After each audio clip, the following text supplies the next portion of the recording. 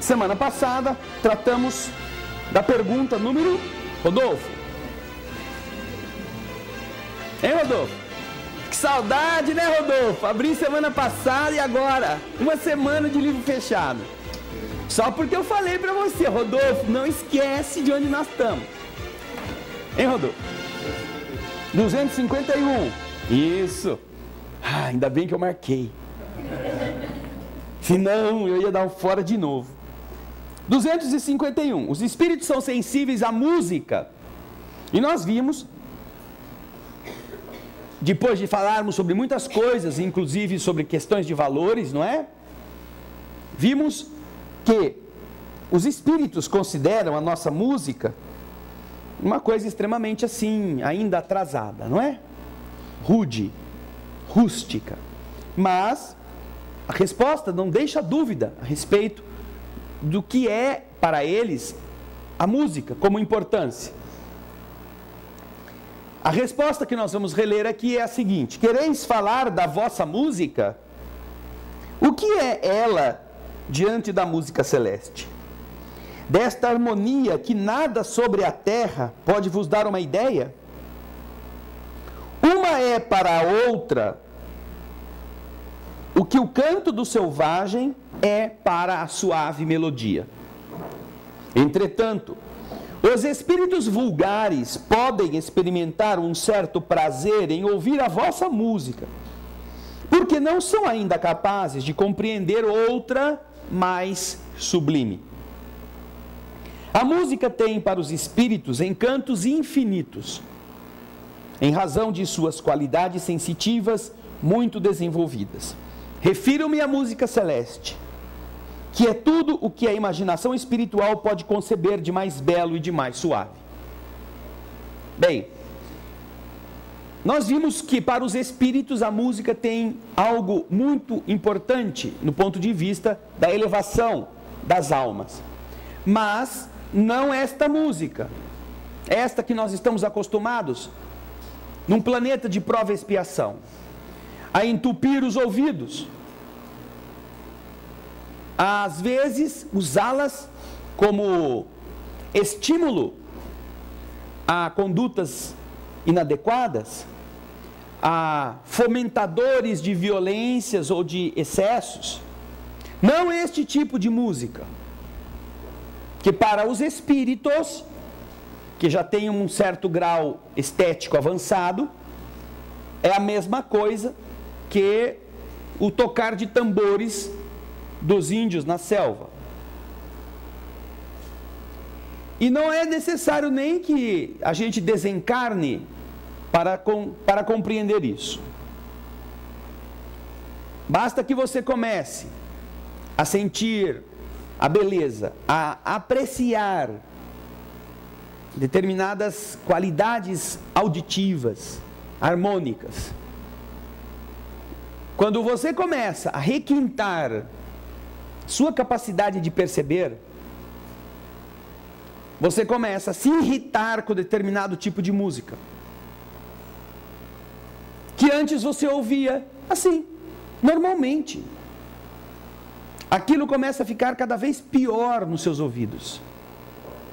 Não é um movimento contra determinado estilo, determinado padrão estético. Não.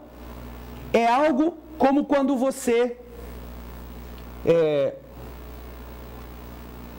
não sabia ler e escrever. Quando você não sabia ler e escrever, você tinha determinados hábitos, ou quando você era muito deficiente na leitura, você não gostava de ler. Você preferia assistir coisas, porque era mais fácil.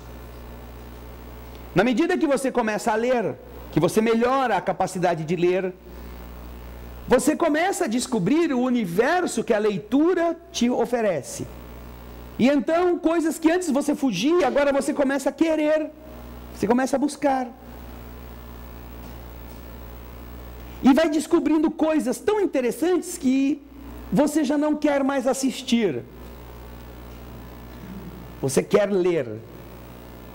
Você quer assistir dentro da sua cabeça, porque a leitura é um Hollywood mental. Quando você lê, ao mesmo tempo você é produtor, diretor, ator, atriz, roteirista, cinegrafista. Você é tudo dentro da sua cabeça, porque você cria este mundo, que a leitura faz com que isso se desenvolva. Então, começa a ver aquela coisa. Na medida que você vai lendo e vai descobrindo isto, aquelas pessoas que não leem, aquelas pessoas que não têm assunto, porque só gostam de ver, não tem como conversar com elas, a não ser que você fale a língua delas. Essas pessoas, elas vão ficando paradas naquilo que elas estão vendo porque é fácil. E as opiniões que elas dão sobre as coisas que elas veem são opiniões rotulatórias, iguaizinhas, porque é fácil. Você recebe algo mastigado e então aquilo cria em você uma reação emocional. Não é uma reação crítica. Não é. Isso acontece diariamente conosco na televisão. Você recebe um balde, uma tonelada de imagens, de informações que você nem sabe dizer direito, nem sabe entender o que é.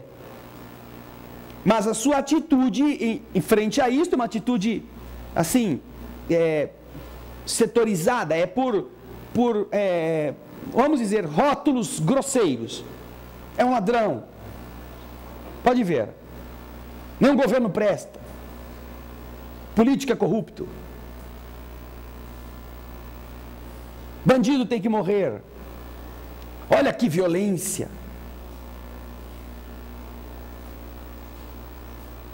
Por que isto? Porque a televisão te mostra estas coisas. E você guarda aquilo, sem fazer uma crítica a respeito. Nós estamos vivendo um momento interessante, não é? O governo baixou o imposto do carro. Sabiam disso? Isso todo mundo sabe, né? O imposto do IPI, né? O imposto de produtos industrializados foi baixado.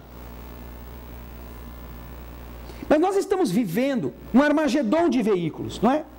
O fim do mundo vai ser em carro. Não vai ser o cometa que vai cair, uma peste que vai dizimar, vai ser carro. E por que fazem você saber, e isso eles repetem. E depois que abaixou, aí começaram as concessionárias a fazer propaganda. Aliás, elas já faziam, sexta, sábado, domingo, era o mar das propagandas de veículos de concessionárias. Porque você agora tem que saber que o governo já fez a parte dele, já deu o seu, um pacotinho de bondade, eles estão dizendo.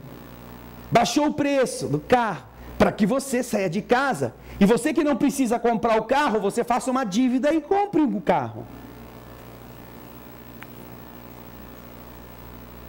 Isso está acontecendo todos os dias. Mas você não deve ter esse critério, você não deve ter essa análise crítica. Por que estão querendo que eu troque o meu carro que está funcionando?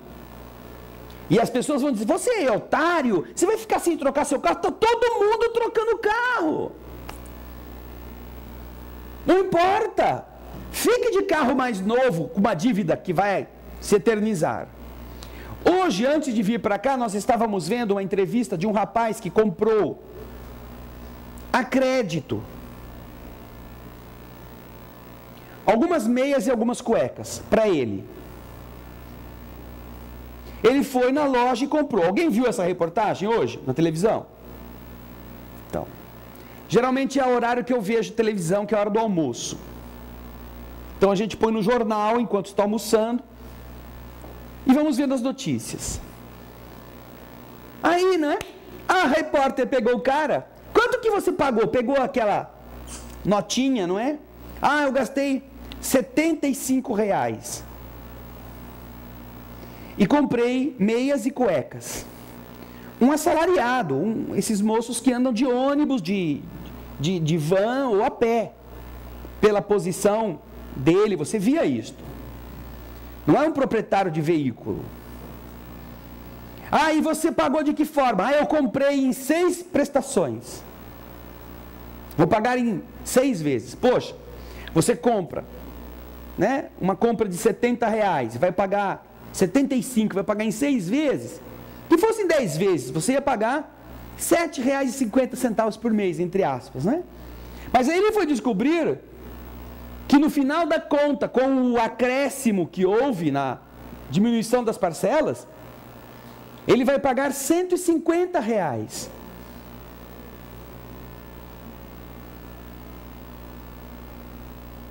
No lápis. R$150. Pela compra que alguém muito generoso facilitou para ele em prestações. Esta é a mais sórdida das armadilhas que os seres humanos montaram, que está afundando governos, nações inteiras, por causa disto. Mas, nós vimos a redução do IPI, agora é o festival de você comprar carro, trocar carro e fazer dívida. Então, este é um processo que está acontecendo todo dia. E você que antes não lia e começou a ler, agora você pode comparar. Como é que você vai falar que isto é nocivo para uma pessoa que adora assistir televisão? Ah, agora eu vou trocar meu carro, que maravilha. Ah, agora baixou o IPI, aí vai ficar baratinho, agora eu posso comprar. Essas pessoas que têm cultura de programa de domingo, que assiste o programa do começo ao fim e acha que ali está toda a informação que ela precisa, não é mais assunto, não é mais uma companhia para você conversar. Porque os argumentos que ela vai te apresentar são aqueles que ela ouviu no programa.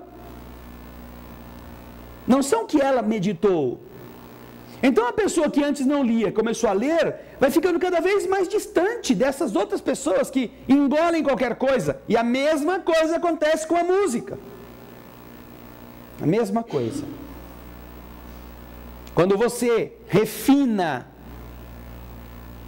quando você amadurece, quando você descobre a música como uma emoção do espírito, você não aguenta mais ouvir aquilo que o povo costuma chamar de batistaca. Sabe aqueles construções de prédio que bate o negócio e fica pá, pá, pá, afundando as estacas no chão para depois construir o prédio? Há quem gosta, e nós não estamos criticando quem gosta, mas a estética, a arte, a beleza, a harmonia são conquistas do espírito.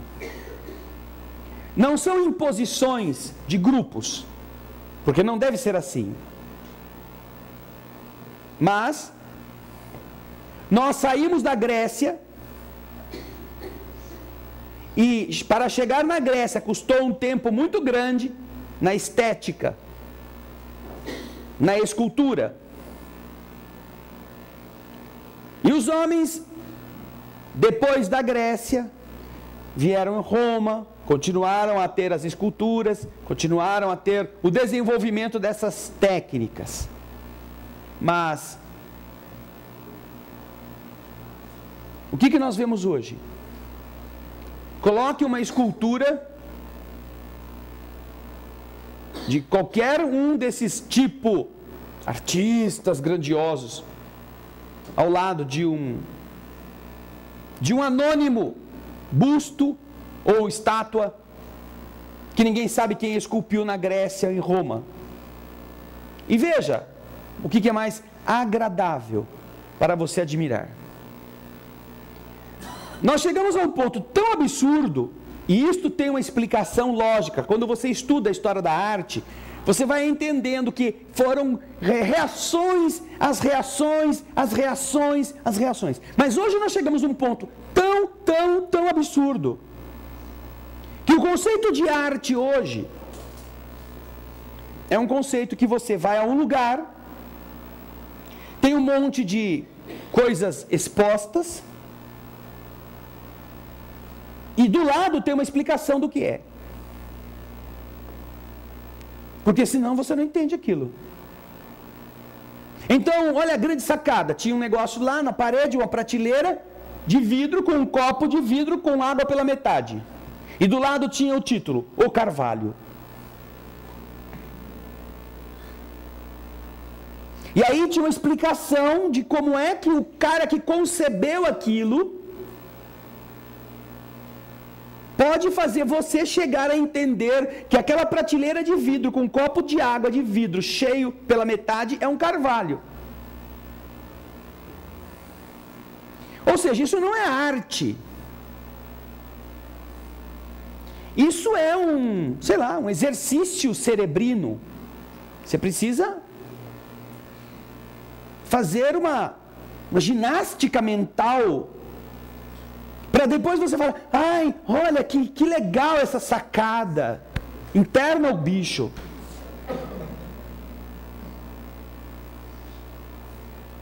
E são respeitabilíssimos artistas assim, renomadíssimos, que colocam um carrinho desses de criança de plástico dentro de uma caixa dessas Tupperware aí que você compra em qualquer lugar, e essa é a grande obra, a grande sacada. Olha só, vou dar para vocês um fato verídico. Há algumas décadas atrás, um desses caras malucos fez a seguinte obra de arte. Defecou e guardou as fezes em latas. E essa era a obra de arte dele. Literalmente falando, era aquilo. Não é? Era aquilo, literalmente falando. Mas agora está um grande problema. Olha, o grande sinuca de bico que chegaram. Por quê? Porque agora, passados os anos, a acidez das fezes começou a corroer a lata. Então, como que eles fazem para preservar a escultura? Tiram a lata, mas a lata faz parte da escultura. Tiram o conteúdo, mas o conteúdo que é o interessante da escultura, porque é o que o cara tinha na cabeça.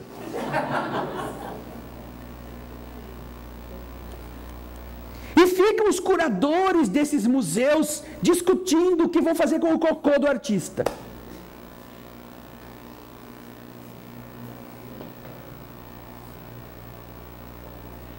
Gente, é uma falta de ter o que fazer, né? Dá uma enxada para esse cara, manda ele construir lá um caminho, arrancando o mato do chão, quem sabe? Ai, mas é que tem um fundamento, porque tem isso. Isso é um exercício de perda de tempo. Descobrir a beleza onde não existe a beleza e todo mundo dizer, oh, que belo! Só para parecer que é intelectualoide, que é entendido. É a história na fábula conhecida como a roupa do rei. Vocês conhecem, eu tenho certeza, essa história.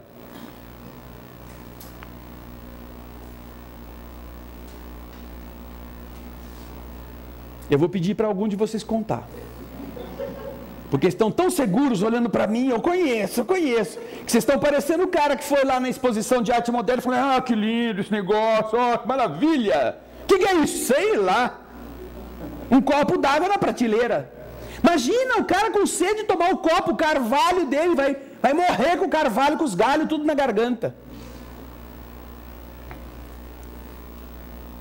A história da roupa do rei, o rei está pelado. Um cara vaidoso, como são estes intelectualoides, vaidosíssimos, querem ser reconhecidos pela inteligência. Eles têm pavor de qualquer artista que produza uma tela. Eles denigrem a arte, como nós podemos admirar, onde a beleza está estabelecida. Denigrem, porque isso não é mais importante. Importante é você ter uma sacada e ter um fundamento para chegar a dizer que o palito de fósforo é a esfinge do Egito. E todo mundo aplaudir você, porque Eles não sabem pintar uma casinha saindo fumaça da chaminé. E tem raiva de quem pinta. Porque o conhecimento da técnica para eles não é importante, porque os medíocres não gostam de ter trabalho. Os medíocres têm que arrumar um jeito de que a única coisa que talvez funcione, que é um pouco da sua inteligência, seja vista como arte. E o resto, ficar perdendo tempo, ficar pondo tintim aí para fazer o quê? Porque isso não muda em nada. Bom é ser assim, fazer um carrinho dentro de uma caixa, um tupperware de plástico e dizer, isso aqui é minha obra, e todo mundo... Então essas pessoas que ficam procurando esse tipo de coisa, elas estão exatamente exercitando um processo de vaidade que é bem traduzido na história da roupa do rei. Uns caras pilantras chegaram ao reino e descobriram que o rei era um cara muito vaidoso. E aí então resolveram dar um golpe no homem. Apresentaram-se como os dois maiores alfaiates que existia na terra. Então o rei logo chamou-os para a corte. Eu vou fazer uma roupa para mim especial. Então eles começaram a trabalhar, deram o preço, o rei colocou-os no palácio, e eles só queriam ouro, fios de ouro, de prata. Pegaram os teares, porque eles iam fazer o tecido, e ficavam lá fazendo de conta que estavam trabalhando, e recebiam comida, melhor coisa, melhor tratamento, que eram os top de linha. Passaram-se os meses e eles estavam lá sem fazer nada, porque eles não sabiam nem tecer bolhufas. Então o rei quis saber como é que estava a roupa. Calma, majestade, está quase pronta para a primeira prova. Semana que vem o senhor vai vir aqui para fazer a prova. Então na semana que vem foi o rei e toda a corte. Então aí os dois fingiram que iam no tear e pegavam o tecido. Cuidado, majestade. Cuidado, ele é muito delicado. E o rei e toda a corte não viam nada. Mas eles tinham medo de dizer que não estavam vendo nada, porque os caras disseram, olha, esse tecido é tão delicado que só gente inteligente, gente muito capacitada é capaz de enxergá-lo. Então o rei, sabendo disso, quando viu, e aí o conselheiro do rei, para não perder o emprego, e se o rei fez e o conselheiro fez os caras que estavam juntos, todo mundo admirou-se de uma roupa que não existia. Então aí eles começaram a, põe o braço aqui, majestade, cuidado, e aí vestiram o rei com nada, e o rei começou a andar, está lindo, Alteza, e não sei o que, mas ainda não está pronta, majestade. Nós vamos precisar de mais alguns fios de ouro, o senhor pode providenciar, nós vamos incorporar este ouro para dar o término. Então todo mundo ficou, a notícia correu pelo reino que a roupa era deslumbrante. Deslumbrante. Mas ninguém tinha coragem de falar para o outro que não tinha visto nada. Porque a notícia era que a roupa só era visível às pessoas inteligentes, preparadas. E os caras dando risada lá dentro do quarto, embolsando dinheiro, arrumaram um jeito, marcaram a data. Aí o rei marcou então a grande parada para exibir a roupa para o povo. Aquele dia foi. O reino fechou todas as vendas e o povão foi tudo lá para a praça ver o rei passar. Então os dois prepararam a majestade, puseram a roupona nele, daquele jeito igualzinho como foi a prova. Só aparecia a cirolinha do rei e o resto só os inteligentes viam. E então o rei com toda a corte, trompetes, cavalos, soldados, abriram o cortejo, e logo depois viu o rei andando como rei, pelado. Nisso, os dois caras que já tinham ficado lá atrás, tinham embolsado tudo, picaram a mula, foram embora, saíram por trás do palácio e se mandaram. E o povo, um aqui, outro ali, porque o povo também não queria parecer imbecil.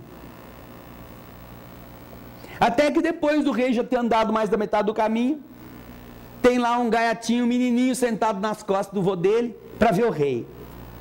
Aí o molequinho, quando vê o rei, aponta para o rei e fala: o rei está pelado! Aí todo mundo começa a dar risada, e todo mundo de verdade aí assume que aquilo era uma vergonha. Nós estamos vivendo a época do rei pelado, em que todo mundo tem que dizer: não, mas olha que linda a roupa dele. Essa é a questão da harmonia. Harmonia na arte, harmonia na escultura, harmonia na literatura, harmonia na beleza estética, harmonia na música. E então, quando você melhora a capacidade de ver a realidade e você para de se iludir com essas coisas que dizem que são arte, você vê que o rei está pelado mesmo. Você vê que existe algum interesse muito poderoso que promove pessoas totalmente desqualificadas para fazerem determinadas artes a artistas. Há algum interesse que faz um gaiato qualquer, que constrói uma musiqueta com uma musiquinha, com uma letrinha meio maliciosa, encher de dinheiro seus cofres sem fazer nada, semi-alfabetizado, enquanto que determinados trabalhadores, determinados cultivadores da arte verdadeira não têm onde dormir, não têm o que comer, que estudaram a vida toda. Em um país onde um jogador de futebol compra um iate de 15 milhões, como quem vai na padaria comprar meia dúzia de pãezinhos, e um pesquisador de uma universidade qualquer não tem salário para poder fazer sua pesquisa, eu não digo recurso para pesquisar, não tem salário decente para ele pesquisar, tudo está muito errado. E esta é uma questão interessante que os espíritos dizem. O que nós temos aqui não é música. O que nós temos na Terra hoje não é arte. Nós temos um complô que quer destruir a estética, quer destruir a beleza, quer destruir os valores. Um complô para fazer a gente engolir o lixo e achar que está bem satisfeito. Porque quando qualquer um descobre as belezas reais, depois nunca mais quer saber destas. Nunca mais. E depois vai ver quão ridículo foi quando saiu por aí batendo palma, ou saiu por aí dançando, ou repetindo bordões, de gente que, de poeta, tinha o que Einstein tinha de ciclista.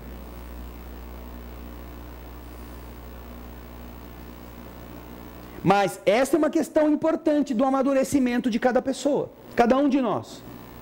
O amadurecer estético faz a gente melhorar e descobrir coisas que antes você engolia numa boa, tranquilamente.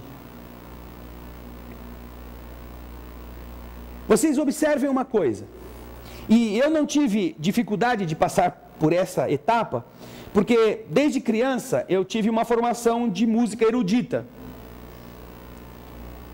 E por executar, por estudar, por ouvir, eu busquei desenvolver em mim uma capacidade de sentir a música. E eu não entendia meus amigos. Porque meus amigos cantavam umas músicas malucas, com umas letras doidas. E eles ficavam cantando aquela música, mas olha, eu nem sei que letra é essa, que música é essa. Porque a música, para mim, quando eu a ouvia, ela nunca me prendia pela letra, porque eu nunca prestei atenção na letra.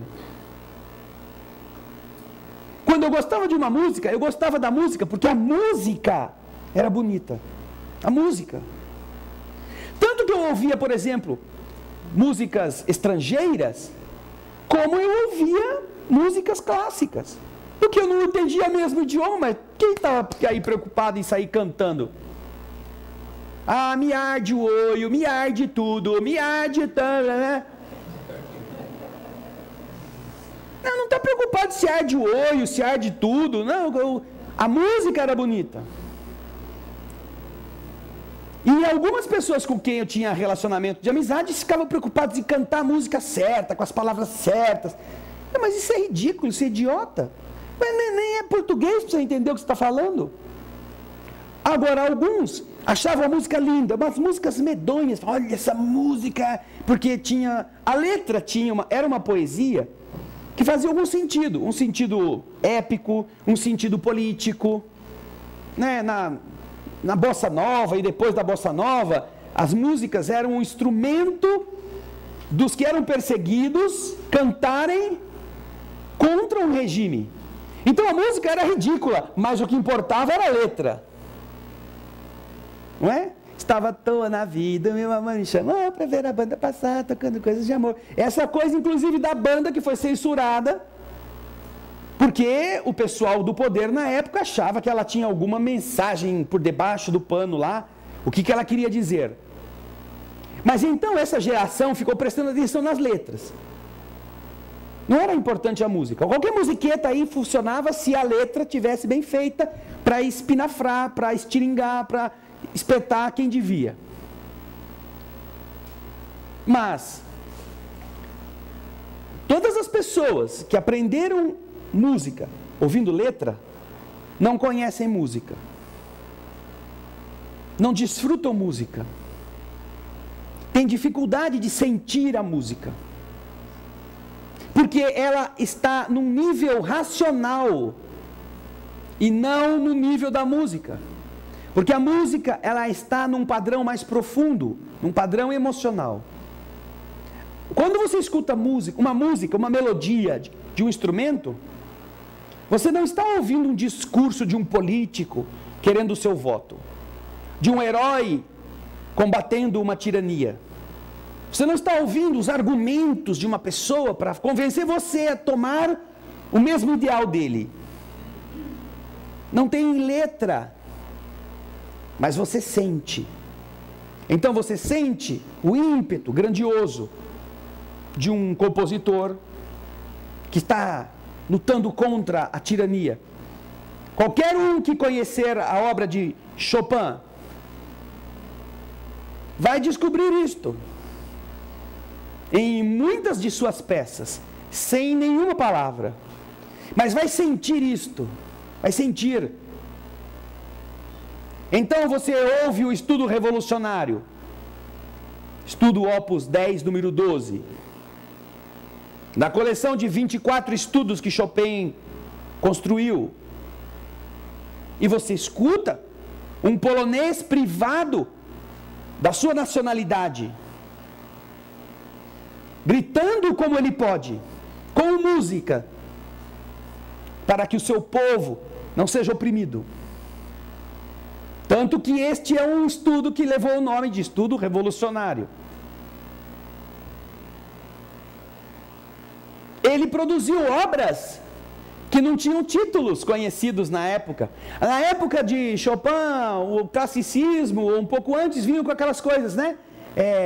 Gigue, bourrée, eram danças. Depois vieram prelúdios, ou vieram sonatas, eram outras peças musicais.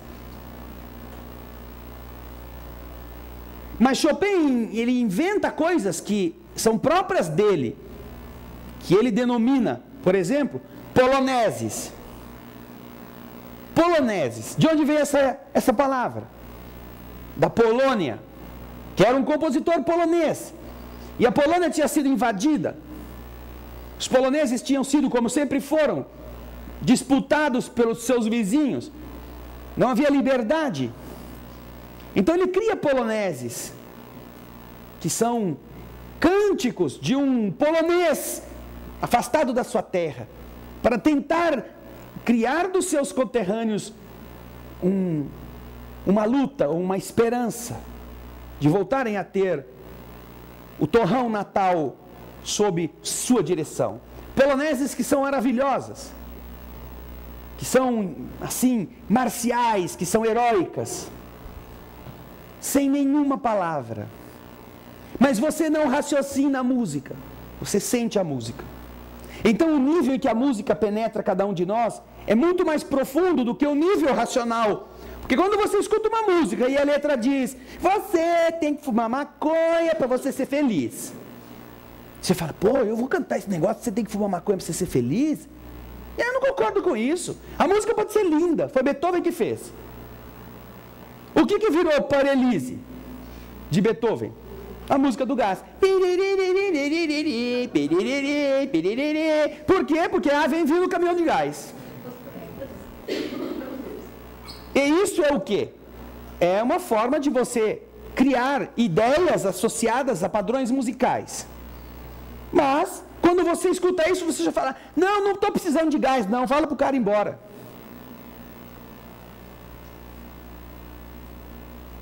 Porque não é a música, é aquilo que ele está querendo vender para você. Então você não escuta a Parelise mais como quando Beethoven a construiu, quando ele a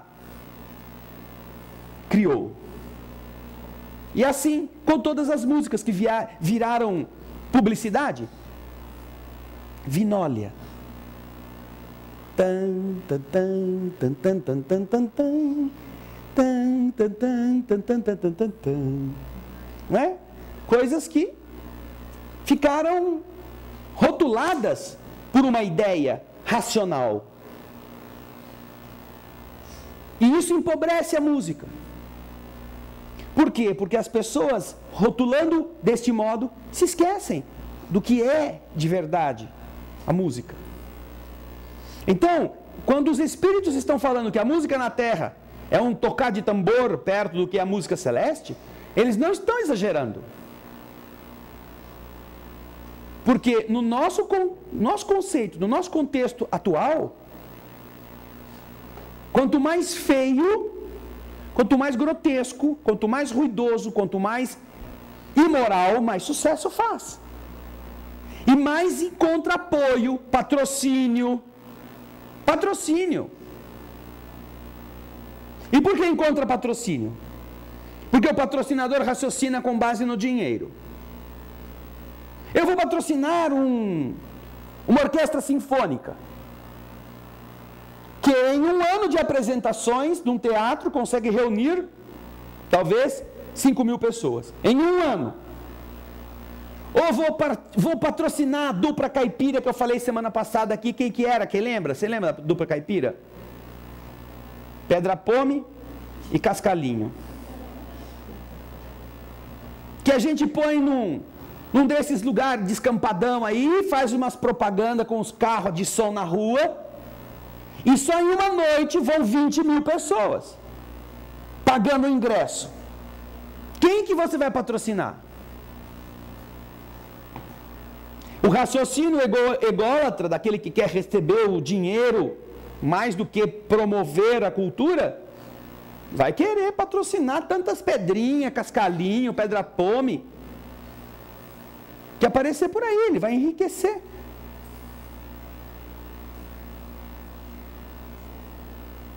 E isso gera o quê? O cara que vai no Cascalinho Pedra Pome, eu quero ver o Cascalinho Pedra Pome, ó, que dupla legal, ó, onde esses caras foram, eu vou também. Então, elegem meia dúzia, vão promovendo, com isso eles controlam a multidão, e aonde for o Cascalinho Pedra Pome vai estar lá.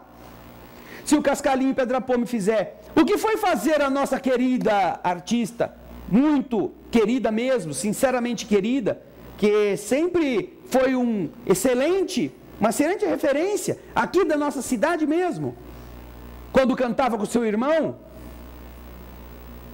com aquela voz linda que possui, o que fizeram com ela? Uma propaganda de cerveja. Por quê?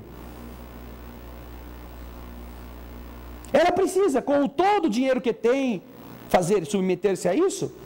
Não precisa. Pelo dinheiro não precisa. Mas por que ela sentiu necessidade de gritar para a sociedade que Ela não era aquela menininha certinha, que todo mundo achava uma menininha santa, bonitinha, que podia cantar na missa. Parece que a pessoa quer mostrar que ela é independente desses estereótipos, que representam um pouco de um padrão, não é? Um padrão mais nobre. E aí cai no outro estereótipo, que é exatamente migrar para o padrão devasso. Para mostrar que eu também não presto.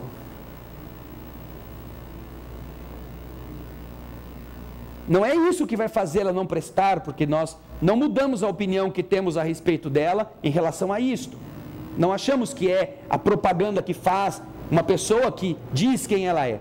Mas vocês se lembram de um certo cigarro, de um certo jogador de futebol, não lembram? É preciso levar vantagem em tudo, certo? Lembram disso? Não se lembram? A lei do Gerson. O Gerson, aquele excelente jogador de futebol, líder da nossa seleção tricampeã mundial, canhotinha de ouro, como diziam. Um dia, talvez passando por dificuldade financeira, alguém arrumou lá um cigarrão para ele fazer uma propaganda, para ele ganhar uns trocos. Naquela época não se pagava muito nem para esses caras. E ele foi fazer. É preciso levar vantagem em tudo, certo? Fume tal cigarro, você vai levar vantagem.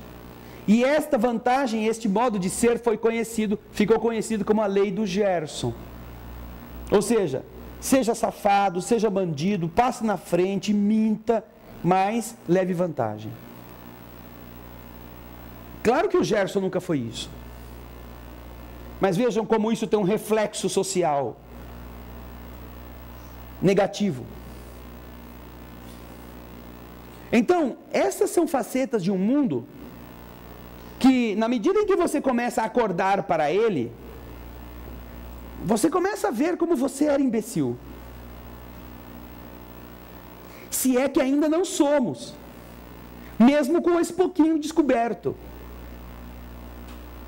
E o que o mundo espiritual tenta fazer com a gente é exatamente mostrar para nós um outro padrão, um outro critério. E dentro disto, existe nesta obra aqui, Obras Póstumas, um artigo que Kardec apresenta, Música Espírita, e um anterior que se chama Música Celeste. São algumas mensagens escritas pelo espírito Rossini, através de uma médium, explicando sobre a melodia no mundo espiritual. Juntando essas experiências do mundo invisível com os conceitos estéticos do mundo dos homens. E eu estou citando, não vou ler, porque estou informando a fonte. Música Espírita, são alguns 2 ou 3 artigos para as pessoas que tiverem interesse.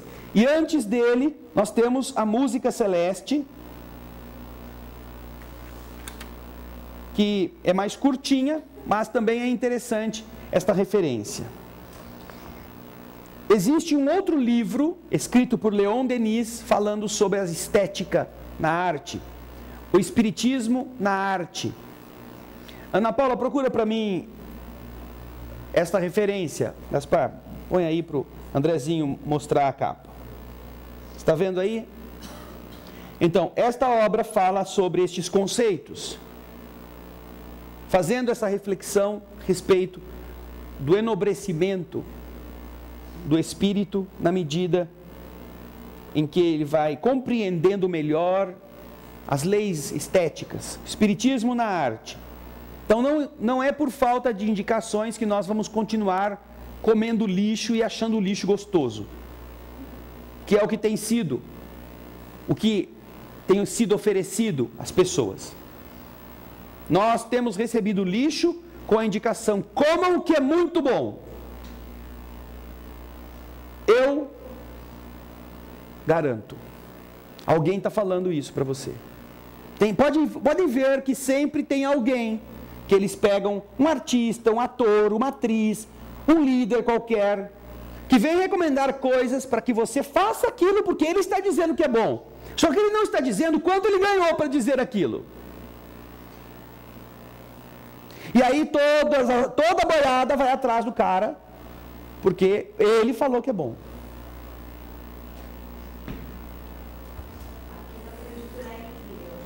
Editora Leon Denis. Isso. Neste site aqui que você encontrou, não tem o preço, né, Ana Paula? Tem. Olha, R$11,90. Vou comprar um livro porcaria desse por 11 conto. Que isso? Deve ser uma droga. Eu só compro um livro que está R$48,50. Esse livro é bom. Olha o conceito maluco das pessoas. Mas olha, por R$11,90 você pode adquirir e quem sabe receber em casa, dependendo do frete, esta obra, Leon Denis, O Espiritismo na Arte. Obrigado, Ana Paula. Bem, alguma pergunta, algum comentário aqui? A Zélia.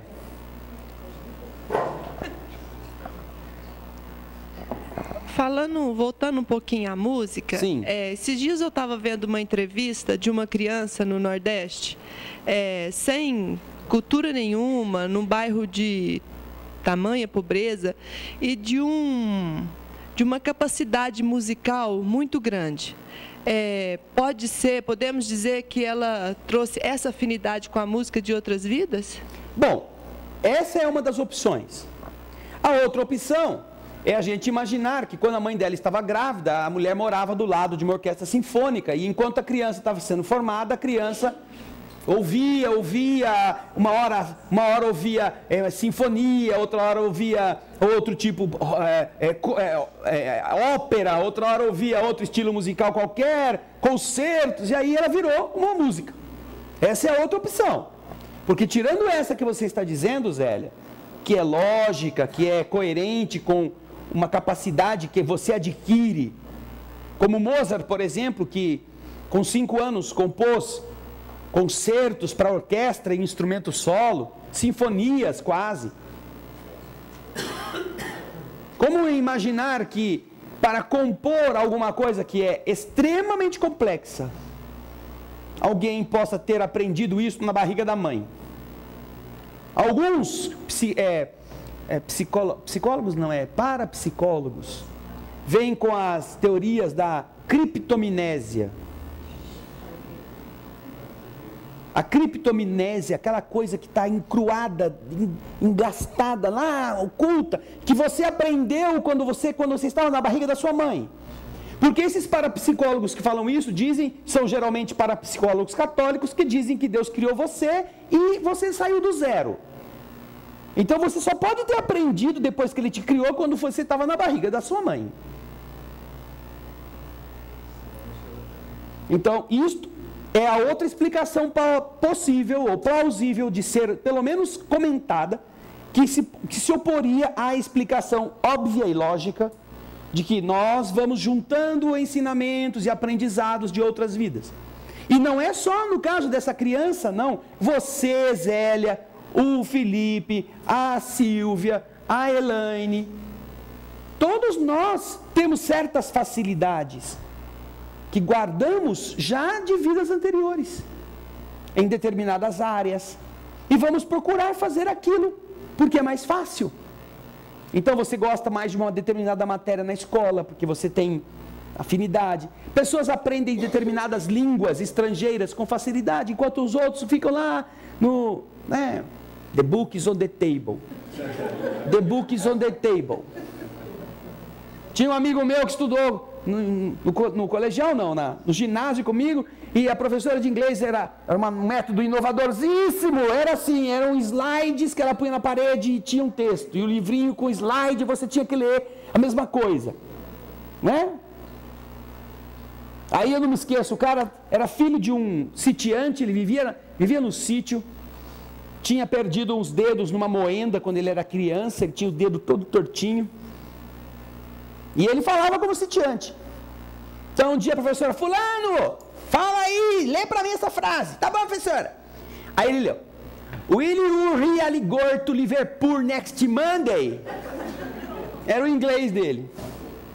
Aí a mulher começou a rir, a freira começou a dar risada. Fala de novo. Aí ele falou de novo.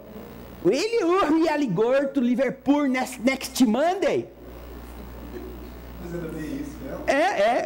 A frase era: Will you really go to Liverpool next Monday? Você vai realmente para Liverpool a semana que vem?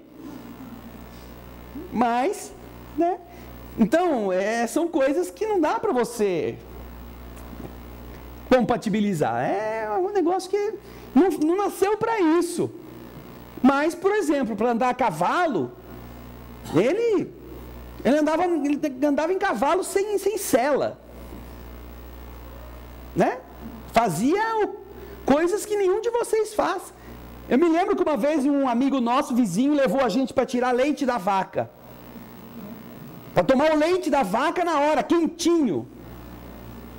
Levantamos às 4 da manhã, foi uma aventura, né? Para sair de Birigui, onde eu morava, lá na cidade, e ir na zona rural de Birigui, que devia ter uns 1.000 metros de distância de onde eu morava. Em volta da cidade, 1.000 metros já era zona rural. Para qualquer lado, você já caía no sítio, nas vacas, em tudo. Mas, né? Aí fomos lá, né? Todo mundo foi. Chegou a hora de tirar o leite da vaca. Tá bom, fomos lá com a canequinha, o açuquinha. E todo mundo com a caneca, o açúcar. E eu tinha um negócio a mais, que era o coador. Porque eu detestava nata e leite. Quer dizer, o meu amigo que não sabia falar Will you really go to Liverpool next Monday, ele sabia que a vaca não dá leite com nata. Sabia. E o idiota aqui foi lá levar, porque eu não aguentava sentir aquela nata na língua na hora que você engoliu o leite. Então, eu vou levar. Minha mãe nem sabia. Foi uma gozação. Porque a nata só existe, eu sei que vocês estão dando risada, mas vocês iam fazer a mesma coisa.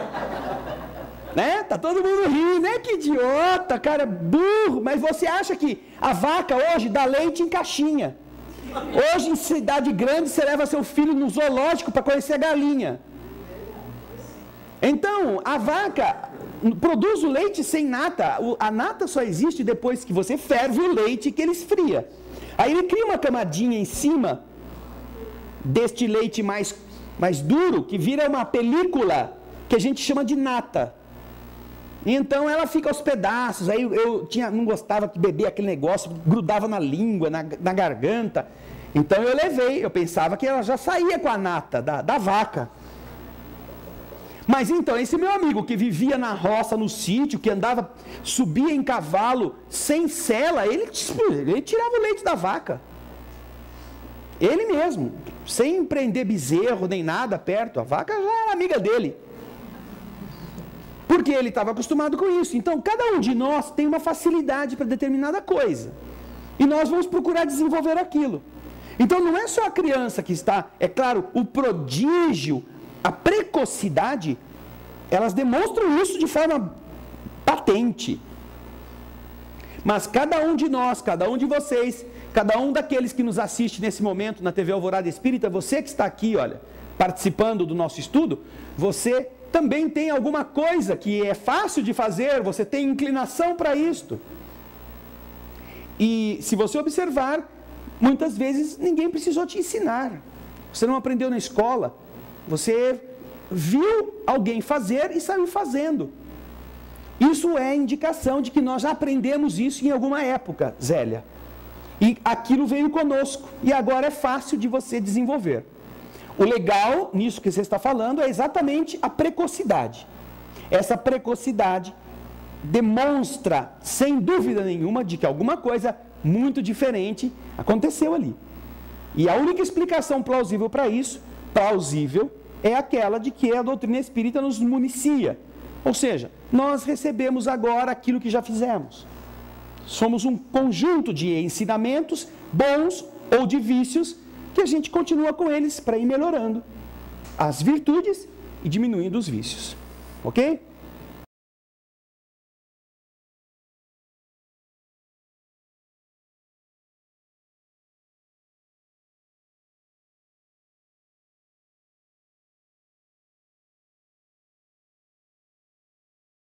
eu não tenho condições de responder pelos espíritos sublimes que coordenam a evolução de um planeta. Mas eu posso dizer a você o que eu acho como um dos tutelados por esses espíritos. Eu acredito que você, quando você tem uma escola, fazendo uma comparação grosseira, você tem uma escola, você tem diversos níveis em termos de grau evolutivo, grau de ensino. O que acontece? Cada ano é uma série. Primeira série, segunda série, terceira série, quarta série, todas vão estudar no dia juntas. Tem as séries todas ocupadas. Mas, veja só, para que uma escola funcione, você precisa ter o diretor, precisa ter o diretor de ensino, ou o diretor pedagógico, precisa ter a estrutura das salas funcionando, carteiras, luzes, ventiladores, precisa ter laboratórios com materiais para fazerem pesquisas dentro daqueles níveis de ensino que você quer implementar, precisa ter lousa, precisa ter giz, precisa ter água, banheiro funcionando. Você precisa também do quê? De um corpo docente, professores que ensinem. E só isso é suficiente? Você tendo tudo isso, está pronto para dar aula? Não. Você tem que criar um modelo de desenvolvimento para cada um dos anos. Então você tem uma carga horária, você tem matérias que têm que ser esgotadas naquele período para que depois daquele período o aluno possa ter base para ir para o segundo período, para o terceiro período e assim por diante. Há um planejamento, portanto, de um ano. Um ano. Uma escola séria tem planejamento antes de começar a aula de quando vai ser o dia do exame.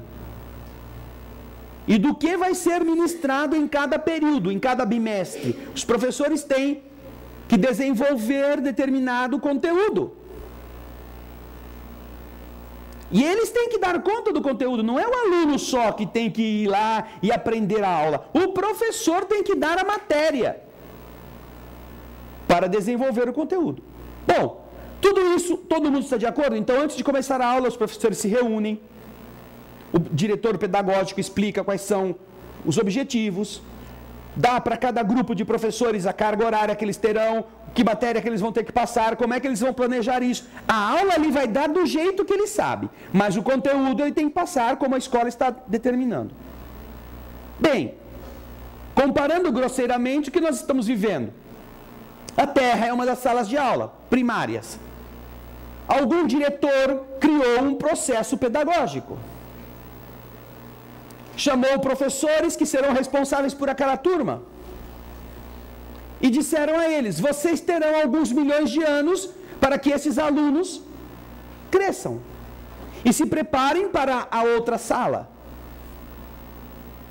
A carga horária é tal, as matérias são tais, de forma que agora você administra isto. O diretor não vai ficar toda hora: ai, será que o aluninho foi na aula hoje? Ai, será que a letrinha dele está melhorando? Não. Todos nós temos um prazo para que isto que nós temos que aprender, nós aprendamos. E a escola, se nós temos um professor na escola primária que fica corrigindo a gente, tudo, na escola que me refiro, por isso é apenas uma comparação grosseira, existem as leis do universo. Aqueles que não as seguem, sofrem. Aqueles que estão aprendendo, sofrem menos. E aqueles que são bons alunos, também sofrem, mas sofrem sabendo que vão sofrer para poder passar de ano. Então, este método de ensino garante a cada um liberdade e responsabilidade. Nós temos esse mundo. Os que querem entrar por ele vão demorar mais na escola, naquela classe, porque vai chegar o dia da aferição de capacidades e eles não vão passar. É simples assim. Agora, os professores, os responsáveis pela pedagogia estão empenhados em fazer a gente acordar. Vem aqui pessoalmente, não é? O próprio diretor pedagógico do nosso ano um dia veio dar aula para a gente por um período. Deixou? Como é que faz? Ele não está no gabinete dele vendo estatísticas. Estão ali, de olho. Mas quem tem que fazer a sua parte é o aluno. E então, quando o aluno aprende, ele melhora depressa. Quando ele não aprende, ele fica repetindo. É consequência. Então, tudo o que está acontecendo está dentro do que o mundo espiritual prevê. Mas chega um momento em que, olha, por melhor que seja o professor, tem um aluno que cola? Ou não? Tem. Por melhor que seja a aula que ele dá, tem um aluno que dorme na aula? Tem. Por melhor que seja o estilo da escola, tem um aluno que foge, pula o muro e vai jogar a bola lá no campinho? Tem. O aluno que engambela o pai e que fala que foi na escola e não foi? Tem. O que o professor vai fazer? Vai sair se escabelando? Vai bater lá no aluno? Não, quem quer estudar vem na escola, estou aqui. E assim, Valdiner, também me parece que as leis do universo permitem a cada um de nós fazer o que quiser durante a aula. Mas todos nós vamos chegar no dia em que tem um papel em branco na frente, você tem que se sentar e tem que responder. E a nota vai ser exatamente aquela que você merece. Aprovação ou não. Então, para os espíritos não é um problema se a gente quer ser mau aluno. O problema é para nós.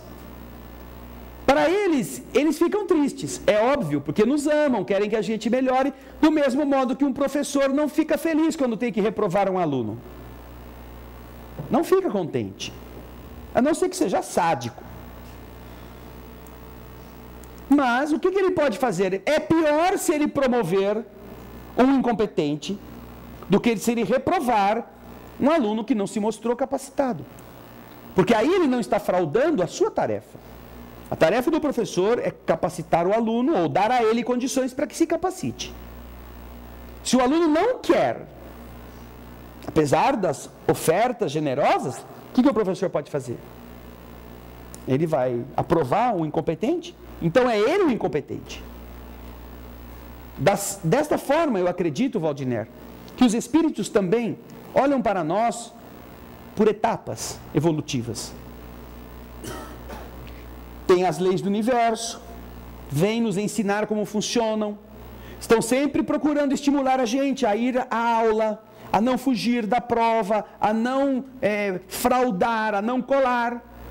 Porque vai chegar o dia em que, olha gente, vai chegar o dia em que vai ter o exame. Então vocês se preparem para o exame. Quem se preparou para o exame não tem que ter medo. O medo vai ter aquele que não se preparou, que pulou o muro, que ficou jogando bola, que colou, que não fez nada. Esse tem medo. Os espíritos não. Então, isto é vamos dizer, é uma estrutura que é muito mais profundamente organizada do que a gente imagina. E o que está acontecendo em função exatamente dessa discrepância de vontades dentro da sala de aula. Tem aquele barulhento, tem aquele que incomoda, que fica atacando estilinguinho na testa do amigo, tem aquele que quer estudar e o outro atrapalha. Então, é esse o contexto que a Terra está vivendo hoje. Mas isso, os professores sabem que é assim mesmo. Não é? Fala, Rui.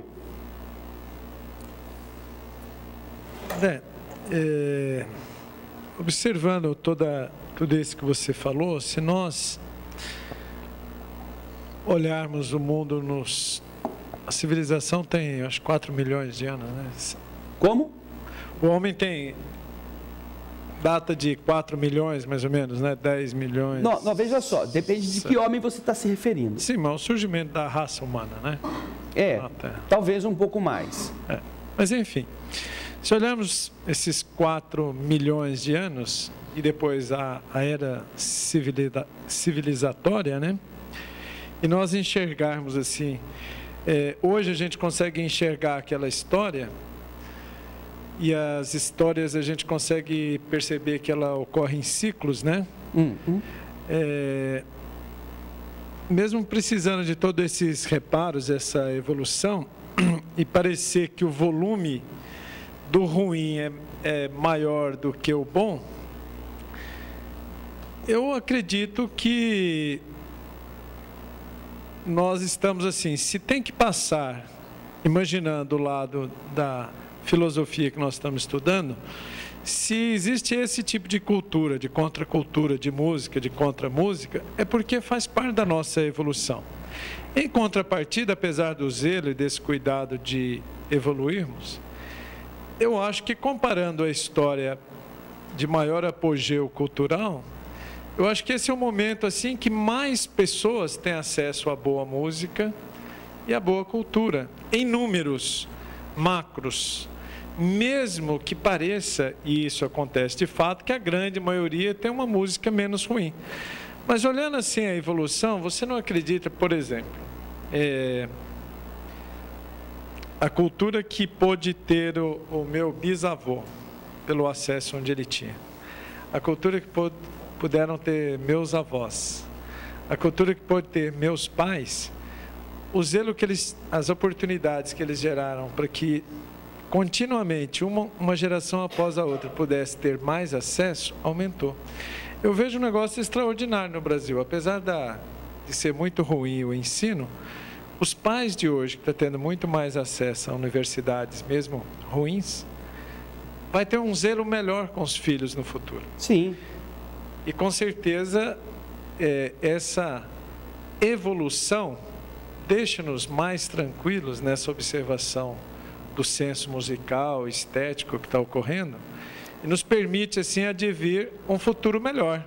Sim. Porque hoje eu acho, assim, proporcionalmente, se nós olharmos 100 anos atrás, a música tinha música boa, mas a música conhecida era muito ruim, pouquíssimas pessoas tinham acesso, não tinha tecnologia, não tinha equipamento, e ficava mesmo, nós vai ou nós vamos, seja onde for do planeta, porque, simultaneamente, apesar de raças diferentes, todos tinham níveis de música e uma casta social dividida. Agora, não quer dizer que a casta que estava na pirâmide lá em cima fosse melhor, tivesse bons costumes e cultura. Mas, do modo geral, eu olho o mundo com muito otimismo. Assim. Eu vejo que a civilização caminha, eu acho que a lei do progresso caminha assim, mais célere agora do que antes. Sim. E que o mundo espiritual acho que está ajudando, contribuindo muito com isso, para que a gente possa estar vendo. Você sabe de que data é a Universidade de Salamanca? Eu acho que tem... Outro dia eu li alguma coisa, eu acho que é mais de 2000 anos? Estou errado, não? Não, Salamanca é na Espanha. Na Espanha, sim, né? Já tem mais de 1000 anos. Ela foi fundada em 1218. Em 1218, a Universidade de Salamanca já era universidade. Ou seja, eu só estou falando de uma. Obrigado, Rui. E eu não estou adivinhando, não, porque a Ana Paula colocou para mim aqui a página que fala da Universidade de Salamanca. Nós estamos desde 1000 e até antes, há universidades mais antigas do que a Universidade de Salamanca. Há uma que foi fundada em 1100 e não sei quanto. Se você procurar por universidades mais antigas, Ana Paula, talvez você encontre. Nós temos, mais ou menos, Rui, uma história de 1000 anos em que o homem criou este modelo de universidade, ou seja, de um lugar onde você ensina e onde as pessoas têm condições de aprender.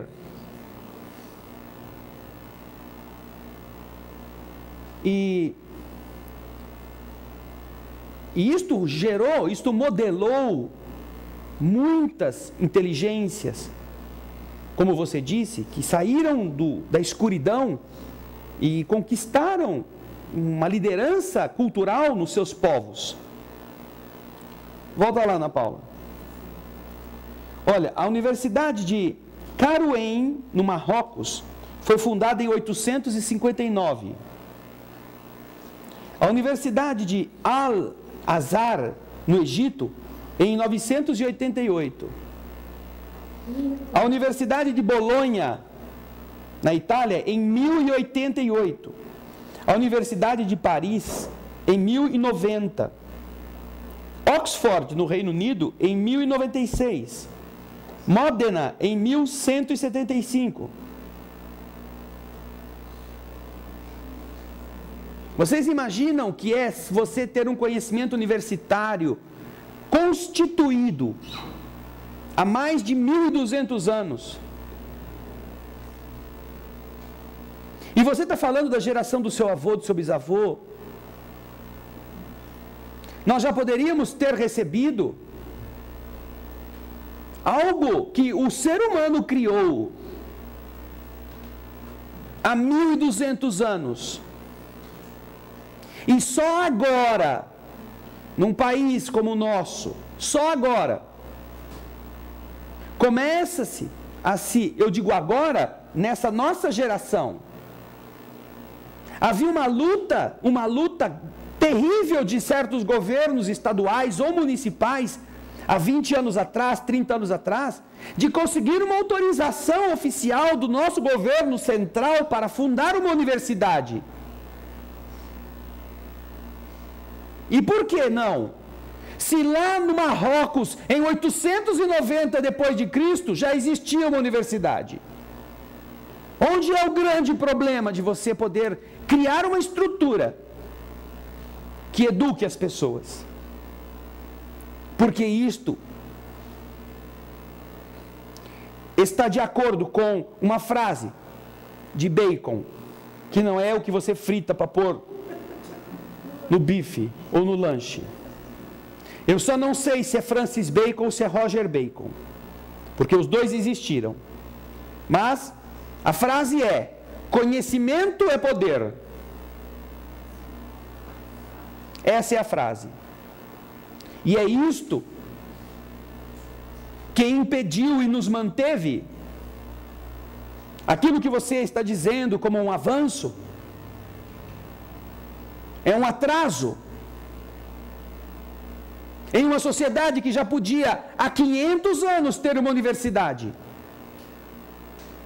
Não digo o Brasil, que foi descoberto a esse tempo e aqui só havia índio, que nós só começamos a nos desenvolver graças a um tirano, a um ditador que invadiu Portugal. Porque se não fosse por Napoleão Bonaparte, nós ainda estávamos contando sapo na beira da lagoa. Se não é Napoleão Bonaparte invadir Portugal, por Portugal ter, por interesse econômico, não fechado seus portos à Inglaterra. E então Portugal foi invadido e o rei fugiu com toda a sua corte e veio para o Brasil. Foi isso que promoveu o Brasil à condição melhor, ao invés de ser pura colônia. E nós só conseguimos sair daquele atoleiro por causa disto. Quando Dom João VI foi embora do Brasil, os cofres do Banco do Brasil, que ele havia fundado aqui, foram esvaziados de todo o ouro. De todo o ouro. Eles passaram inclusive algodão para levar o pó do ouro que estava nos cantos. Fundaram uma universidade, abriram uma escola de direito na Bahia. E uma outra no Rio de Janeiro. Por quê? Não, porque vão fazer o que aqui os portugueses que vieram comigo? Vamos ter que estudar alguma coisa aqui no Brasil, afinal de contas. Então, Rui, é legal, é bacana, mas seria um cúmulo que nós agora fôssemos ainda andar de Maria Fumaça, quando o mundo está andando de trem-bala. Nós estamos vivendo a era da tecnologia e ainda existem escolas que não têm carteira. Nosso país está construindo estádios caríssimos para jogar bola e os alunos estão sem professor. A Universidade de Brasília está em greve há não sei quantos dias ou meses. Então, o discurso é bonitinho, eu concordo com você. Não, a gente tem que olhar as coisas pelo lado positivo. O mundo está muito melhor hoje do que ele era há 30 anos atrás. Eu concordo. Mas, se você observar essas discrepâncias, e como é que o mundo está ficando melhor, a custa do quê? Porque hoje hoje tem um monte de universidades. Tá bom. Então, antigamente eles não deixavam abrir. Quando não foi mais possível dizer que não abria, então autorizaram abrir. E aí, então, de qualquer jeito, hoje você tem universidades que são aí universidades, chamadas universidades, mas formam quem? Com que tipo de bagagem? Com que seriedade? Não, é que tem um exame das universidades, o Enem vai mostrar qual universidade. Fizeram uma fraude na melhor escola em São Paulo, aí, a escola número 1, que pareceu a melhor de todas, conseguiu isso fraudando. Vocês viram isso nas notícias? Descobriram que ela fraudou lá, conseguiu pagar uns troquinhos para alguém e ela apareceu em primeiro lugar. Então, tudo bem que a gente precisa sempre ser otimista. E é óbvio que é muito melhor você hoje andar de carro do que andar de carroça. Mas é essa a velocidade? É isto que mantém o povo querendo futebol do que querendo universidades sérias? Eu acho que nós estamos exatamente nesse ponto por haver manipulação de pessoas que não querem que a gente seja mais do que temos sido. E isto entre nós mesmos. Ou seja, não estou falando que é um estrangeiro, não estou falando que é um gringo, um muçulmano que não gosta do Brasil. Não, somos nós. É a nossa cultura que infelizmente nos deixa preferir o recreio do que a escola. Então eu concordo com você do ponto de vista de que melhorou bastante.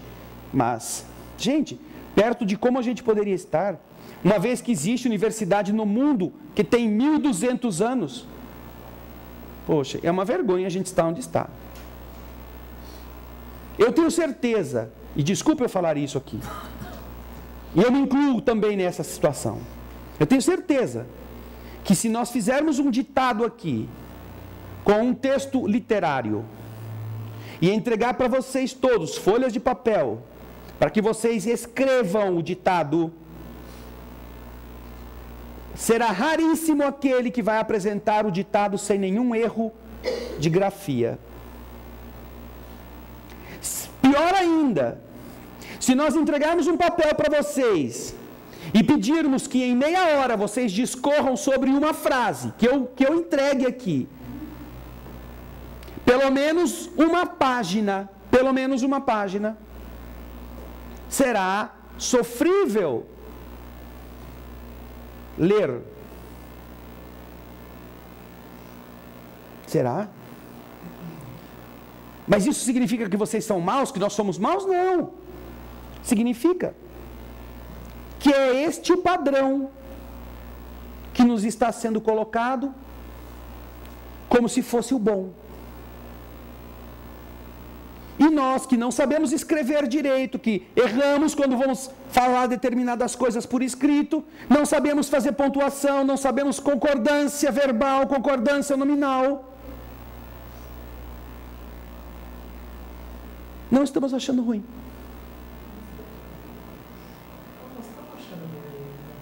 Será? Eu não concordo com esse sistema. Será?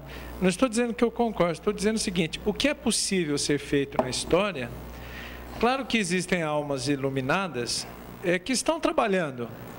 O trabalho como esse, que aqui nós discutimos, como outros, existe milhares no Brasil, que antes nem poderiam existir direito, Sim. porque seriam vistos. Então, assim, mesmo sendo muito consciente de toda essa manipulação, de todo esse possível endurecimento, claro que a gente não está às cegas.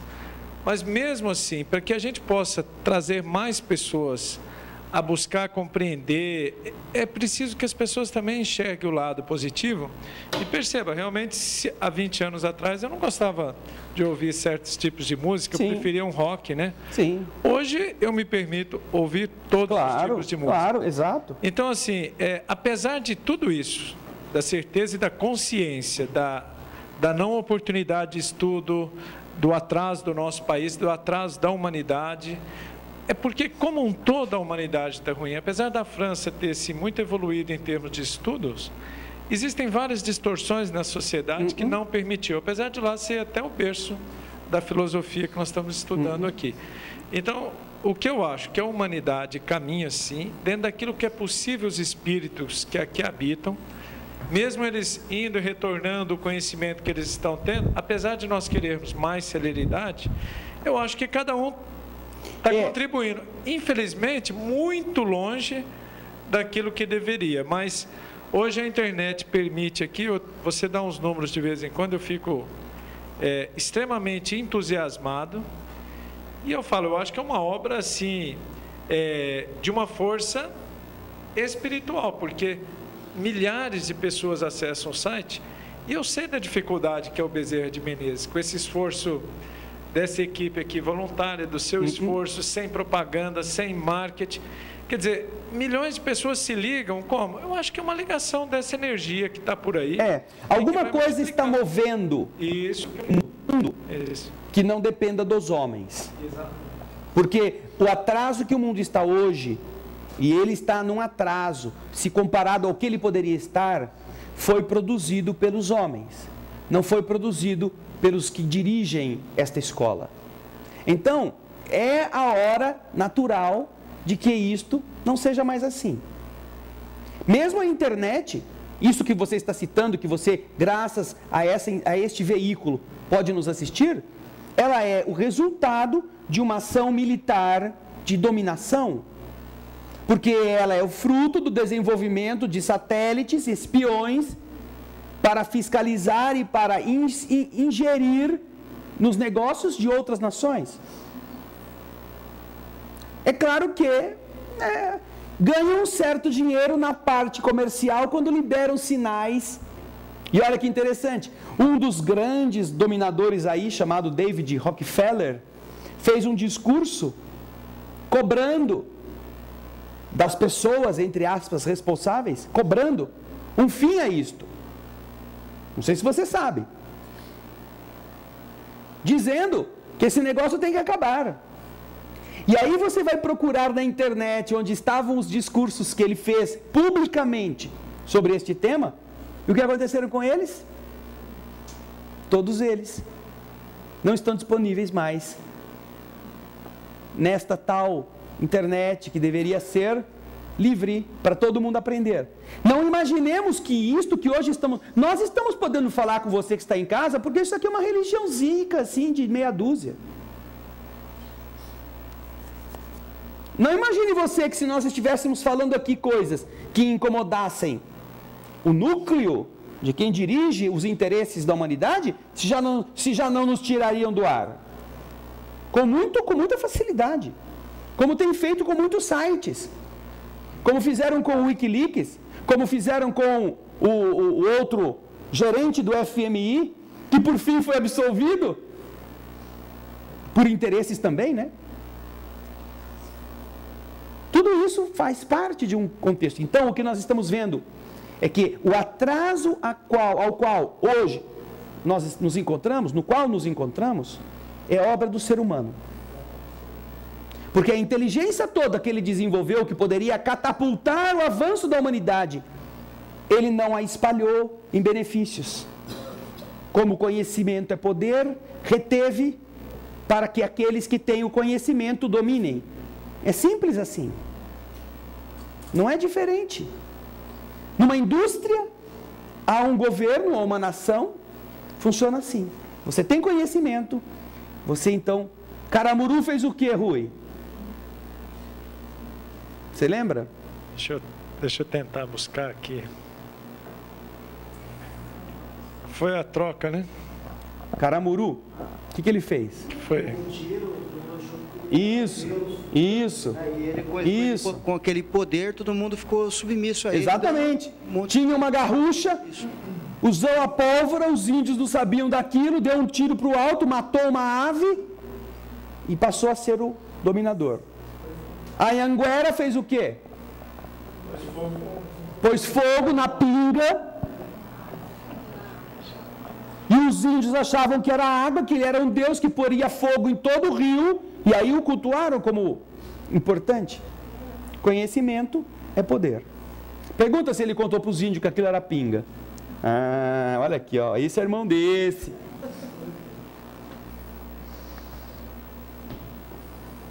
A Rosane Araújo de Pelotas.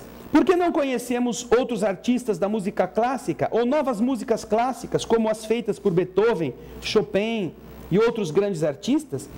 Não temos competência para fazer? Somos tão inferiores para criar novas obras?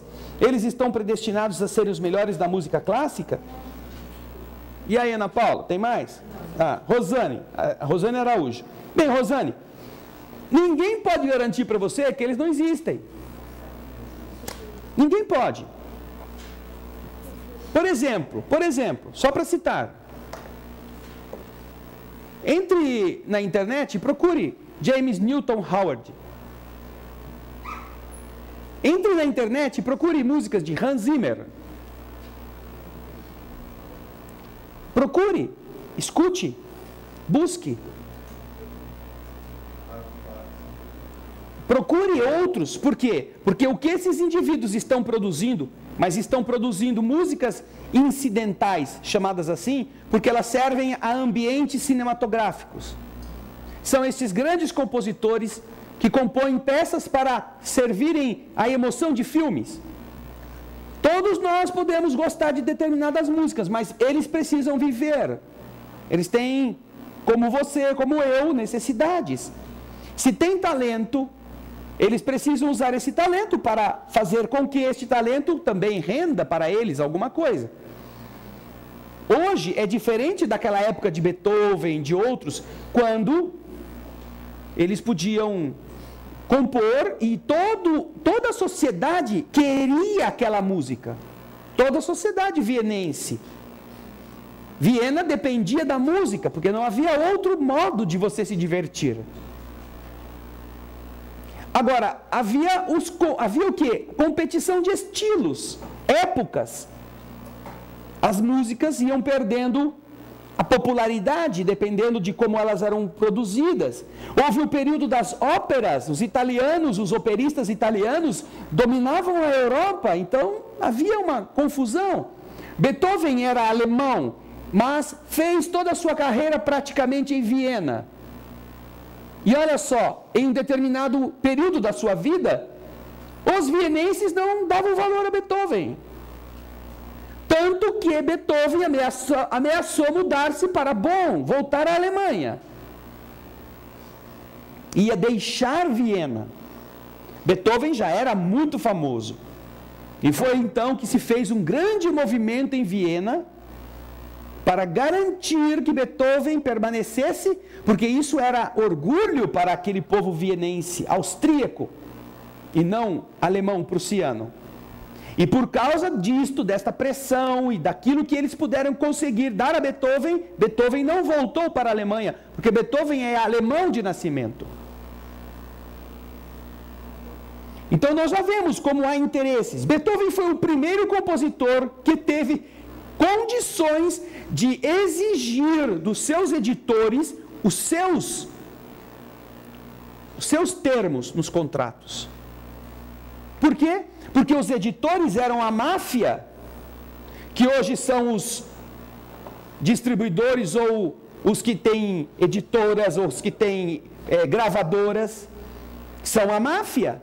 No tempo de Beethoven eram os editores de partituras.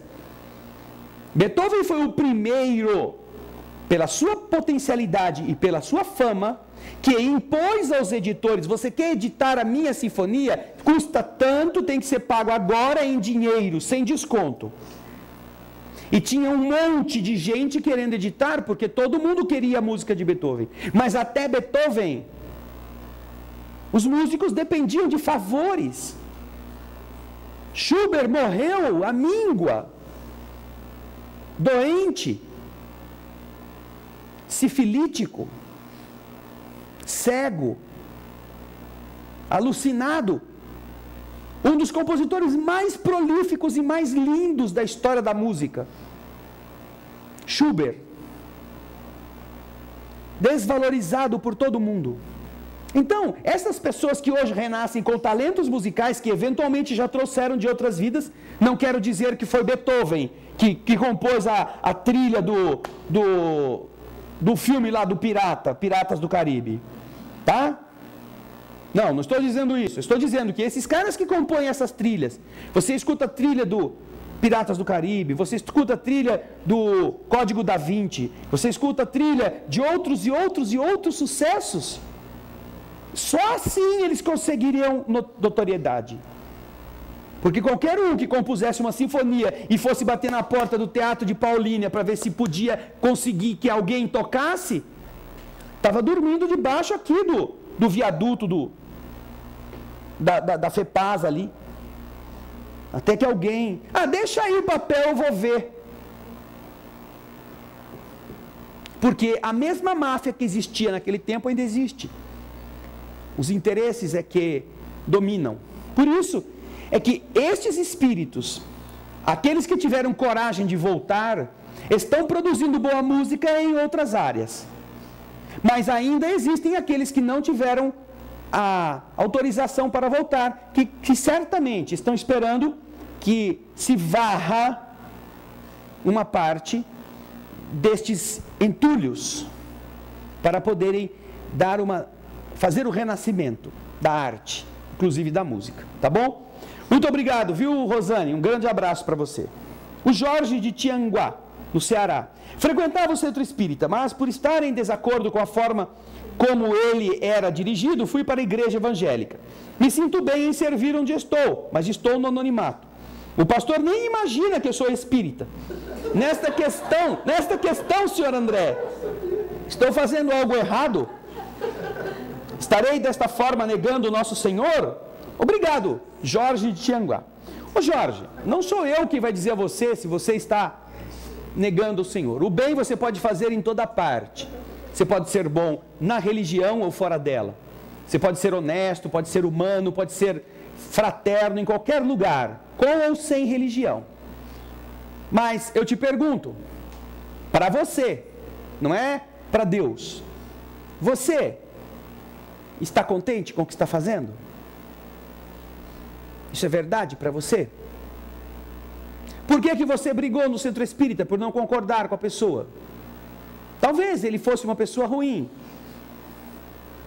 Talvez você tivesse sentido com o seu orgulho ferido por não ter sido acatado. Mas por que sair dali numa outra igreja totalmente diferente? Não procurou um outro centro? É que não tem outro centro na minha cidade. Então, faça o evangelho no seu lar. Vá como um assistente na casa espírita. Nós não concordamos com determinadas condutas, mas isso não impede que a gente possa ir lá rezar.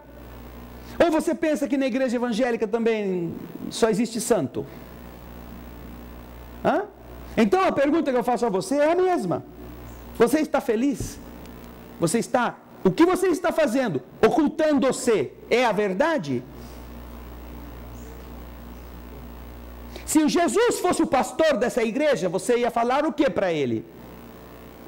Ele fala: meu filho, você é evangélico desde quando? Ai, Senhor, faz 5 minutos. Agora que o senhor perguntou. Porque até 5 minutos eu era espírita, enrustido. Então, Jorge, essa pergunta é você quem tem que responder para você. Não sou eu que tenho que dizer a você para você ter a sua consciência leve. É você que tem que fazer isso. Paremos, e eu não me refiro a você agora, me refiro ao ser humano. Nós estamos sempre querendo dormir com a aprovação dos outros. Isto é o que dói. Quando você resolver este problema, você saberá onde ir. E saberá ir na igreja evangélica dizer para o pastor: pastor, eu venho na sua igreja, mas eu sou espírita. Ele vai adorar. Ele vai adorar, ele vai levar você no púlpito. Esse cara aqui, esse cabra é bom, ele está confessando que ele é espírita, está aqui no meio de nós. Aleluia! Pronto. Ele vai gostar de saber disso. Mas você vai dizer, eu sou espírita. Eu fui num centro, não gostei muito bem, eu vim rezar e escolhi rezar aqui. Mas eu não sou evangélico, eu sou espírita. Agora, a pergunta é, será que eles vão querer que você continue indo lá? Aí você vai conhecer quem eles são. Tá bom? Pensa nisso. Por fim, a última de hoje, porque nós já passamos do tempo, a Angélica de Campo Grande. Gostaria de saber sobre os livros, sobre os agêneres, que está no livro dos médiuns. Bom, você procura no livro dos médiuns essa expressão agênere e vai encontrar. Você vai encontrar também, se não me engano, na Gênese. A questão dos agêneres são seres que não têm corpo físico e que aparecem como seres materializados, como seres que ocupam temporariamente um corpo que parece físico e que as pessoas enxergam. Então você conversa com ele e de repente você vira, quando volta não está mais. É isto que se pode entender da expressão agênere, aquele que não foi gerado, não tem um corpo que veio de outro corpo. Eles ocupam transitoriamente um corpo modelado com os fluidos emprestados das pessoas, mas é um corpo transitório, tá bom? Mas há referências dos agêneres no livro dos médiuns e também na Gênese. Dá uma olhadinha lá, tá bom? Obrigado, Angélica. Um abraço para você. E obrigado a todos vocês que estão conosco já nesse estudo há quase 2 horas. Obrigado, Senhor, pelas belezas da vida, por tudo aquilo que nosso espírito pode aprender no encontro com dificuldades, desafios, encantos, progressos, descobertas, dúvidas, vitórias e derrotas. Não importa com o que importa é que sempre cada um de nós pode tornar-se melhor se desejarmos enfrentar essas lutas. E é por isso que o entendimento das leis espirituais é tão precioso, porque em geral, por desconhecê-las, nós desprezamos tudo aquilo que nos incomoda, catalogando como dissabores, como coisas que devemos evitar, como atormentações que nos irritam. Mas à medida em que a compreensão se amplia, observamos que cada uma das dificuldades é um desafio à nossa renovação. Indica onde está frágil a nossa armadura. E com isso, permite que cada um possa realmente trabalhar com eficiência nas partes que precisam ser trabalhadas. Obrigado por tudo aquilo que o aprendizado propicia e que desta forma nossos espíritos, beneficiados por este entendimento, a cada dia descobrirão novos caminhos para o próprio crescimento. Aceita então a oração que deixamos aos teus pés. Pai nosso,